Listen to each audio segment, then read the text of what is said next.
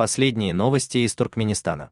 Читайте нас в Телеграме и не забудьте подписаться. Нелегальная торговля дефицитными сим-картами оператора сотовой связи Алтын Асыр продолжается в социальной сети Instagram. Цены на красивые номера в новом коде 71 начинаются с 1500 манатов или $75, что практически равняется средней зарплате в стране. А стоимость самых лучших цифровых сочетаний в старых кодах достигает 150 тысяч манатов или $700,5 тысяч.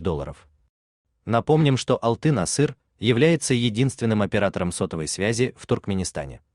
Все номера предлагаются с переоформлением на другое имя, то есть номер уже на кого-то зарегистрирован и, скорее всего, фиктивно, а после оплаты его оформляют на нового владельца. В Ашхабаде не последнюю роль в решении тех или иных вопросов играет внешняя атрибутика. Например, дорогая одежда и обувь или последняя модель айфона.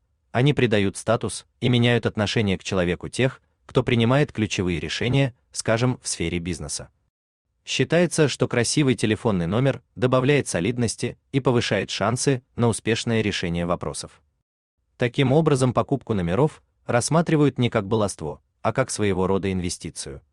Наблюдатели отмечают, если бы красивые номера официально продавали через кассу или посредством аукционов, как это делается в других странах, то Алтын Асыр мог бы серьезно поправить свои дела.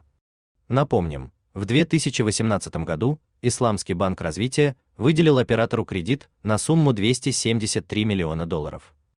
Заработок от продажи номеров можно было направить на погашение долга. Ранее Turkmen News выяснил, что номерами ТМСЛ в Инстаграме торгуют приближенные к гендиректору компании Шихмурату Шахарлиеву. В последние годы сим-карты Алтын Асыра стали дефицитными. Раньше гражданин по предъявлении паспорта мог оформить 2 карты – себе и несовершеннолетнему ребенку, но в 2022 году количество карт сократили до 1. Таким образом, детей младше 16 лет и не имеющих собственного паспорта фактически лишили сотовой связи. В прошлом году в номерную базу оператора был добавлен новый код 71. Наблюдатели в Туркменистане предположили, это ослабит острую нехватку сим-карт, но проблема не решена до сих пор, а блатные номера в новом коде снова оказались на черном рынке. Ранее Turkmen News сообщал, что Шихмурат Шахарлиев объявил, купить красивое сочетание цифр в этом коде можно лишь с его личной подписью. Он пригрозил увольнением любому, кто приблизится к сотруднице, заведующей золотыми и платиновыми номерами. Вероятно, появление данных номеров в Инстаграме произошло не без его отмашки. Напомним, Шихмурат Шахарлиев является мужем Езгуль Шахарлиевой.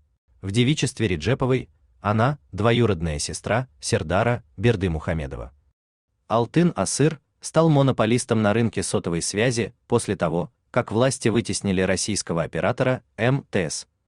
Туркменский оператор всегда был государственной компанией. В период между 2007 и 2012 годами. С разрешения предыдущего главы государства Гурбангулы Бердымухамедова было заключено 11 госконтрактов на закупку сим-карт и модернизацию оборудования и даже на строительство нового офисного здания для Алтын Асыра в общей сложности на $188 миллионов.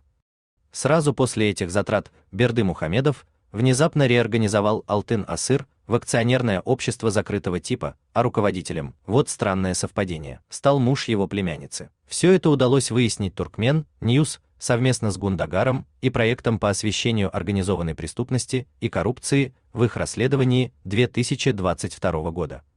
Отметим, помимо сотового оператора, Шахарлиев владеет несколькими ресторанами в Ашхабаде.